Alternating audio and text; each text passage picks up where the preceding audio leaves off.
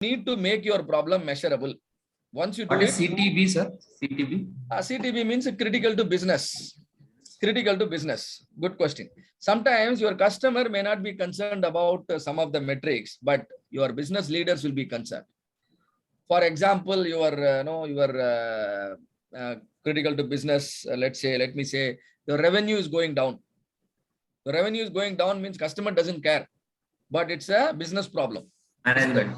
So you need to probably look at the sales process or marketing process and then identify what is actually causing your revenue to go down, and then you need to improve, right? So CTQ, yes.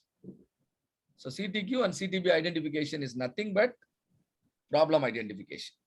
And then once problem is identified, measure. You collect the data and measure it correctly without committing error. Because using the sample, we want to judge on the population. We need to have a plan to collect the data. For example, see here, we wanted to judge about the entire river in the morning example. You should have a strategic plan to collect the data. How should I collect the data from the river so that I can comment very well about the river? Isn't it? You must cover the depth as well as the spread of the river so that your judgment on the population using the sample data will be great. So don't commit measurement error, don't commit sampling error, so that your data can speak the reality better. This is the job of the measure phase, and then you calculate the baseline performance. Baseline performance is where do you stand as of now, and then once that is done, move on to the analyze. What are you supposed to do in analyze? You need to understand the reason for the gap in performance. Baseline is understood, target is understood. Now, what is the difference? That difference is called the gap in performance. What is that actually causing the gap? Root cause. So root cause identification, root cause validation is the goal in analyze phase. Once root cause is identified, problem is defined, measured, root cause is identified and validated, that means you are definitely in a correct situation to talk about the solution. That will happen in the improve phase. If you don't do well in define, measure, and analyze, you will not, doing well here will be difficult. But if you do the three very properly, then solution will automatically evolve. And now for every problem, there could be different number of solution. Prioritize the solution and then implement the best one. That is what you generally do in an improve phase. And then control. What is control? You understood the critical factors. Those critical factors, now you keep an additional eye. Monitor and control. As long as you control the critical factor, your problem will not come again. That means your why will not be a problem again. So this is called Six Sigma methodology, DMAC methodology. And there are 5 phases. That means there are 15 steps, right? And define, there are 3 steps. Measure, there are 3 steps. And define is what our team will be taking you through. So listen very carefully and understand each and every step. What is the objective of each step? What kind of tools and techniques you need to use? And then what is the deliverable expected? If you answer these questions properly, your project will be highly successful, right? So generating project idea is nothing but problem identification. Just now we spoke about problem identification. If the voice of the customer is not healthier or voice of the business is not healthier, all known problem will actually become a problem hopper. And every company should have a record of all the issues. Definitely they will be having. Whether you maintain it in a proactive way or in a reactive way, there will be a list of problems or issues. Those issues are nothing but problem areas, and you can pick up your project from there.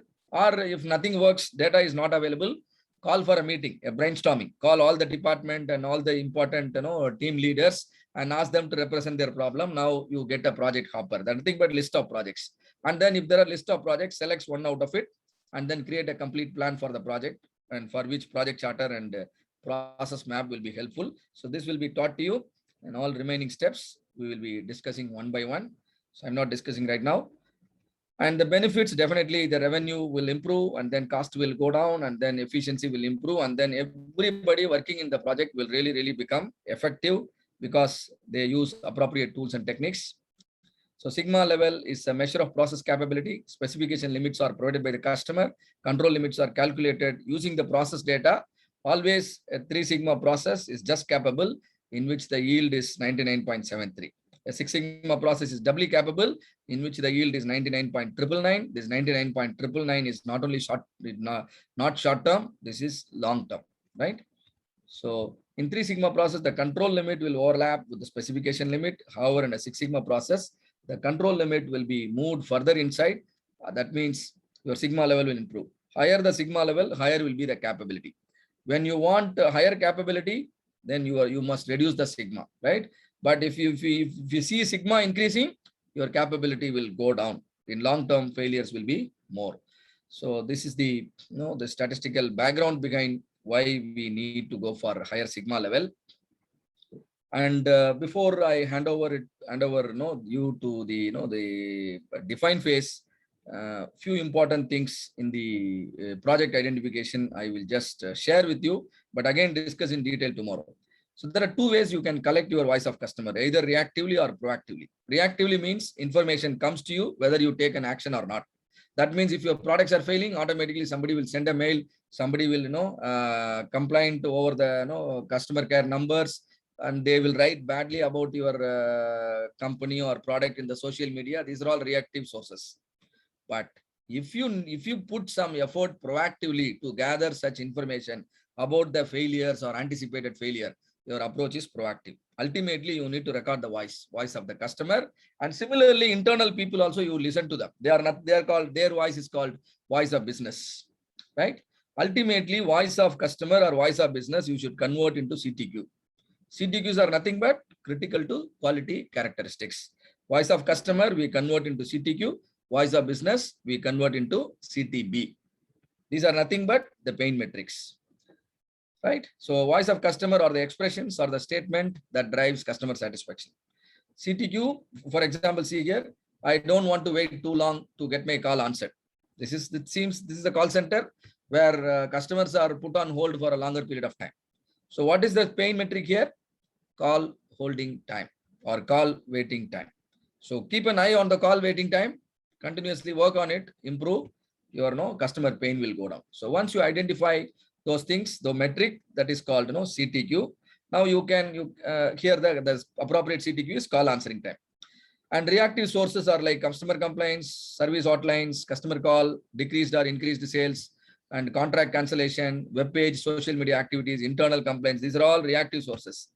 And proactive sources, you conduct a survey proactively, conduct interview, focus group discussion, sales calls, market research, benchmarking, and scorecard and dashboard verification if you have the habit of maintaining all these things, right? And so I don't want to wait too long to see my account manager. Maybe in a bank it is happening. And now the problem is customer waiting time.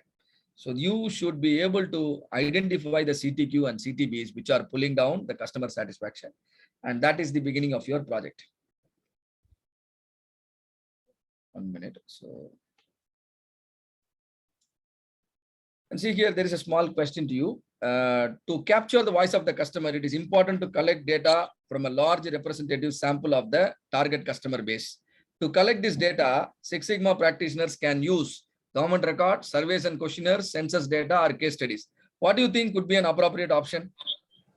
Survey and questions. Beautiful, right? So because you really wanted to understand the real nature of the problem, so you identify the segment of customer segment and conduct a survey and use a proper questionnaire, and that will help you to understand. Similarly, cost of poor quality can also be a source of problem identification. Like there are many ways problems. Your poor quality cost might increase. And internal failure. If the failures are detected internally within your factory, within your workplace, they are called internal failure.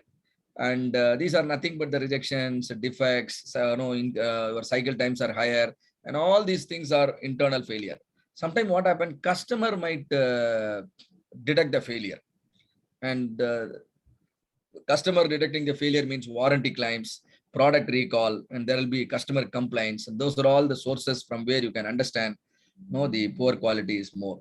And recently Ford went for a product recall in Canada and US. Near about 335,000 SUV cars were recalled. So you can refer to all these sources to identify the improvement areas, nothing but the projects.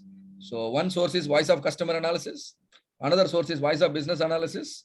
Another source is cost of poor quality analysis. But you convert everything into a pain metric. VOC converted into CTQ metric, VOB converted into CTB metric, cost of poor quality is also expressed as COPQ metric, right? And now all these metrics will get you a list of projects. Now your project hopper is ready. What is project hopper? You see here, there are about so many projects. Every project, when attended, what could be the expected savings in terms of lakhs of rupees or in terms of US dollars, it is listed here. And now you can give priority. How to do the priority and how to select the project and then execute it, people will be teaching you. So that's it from me. So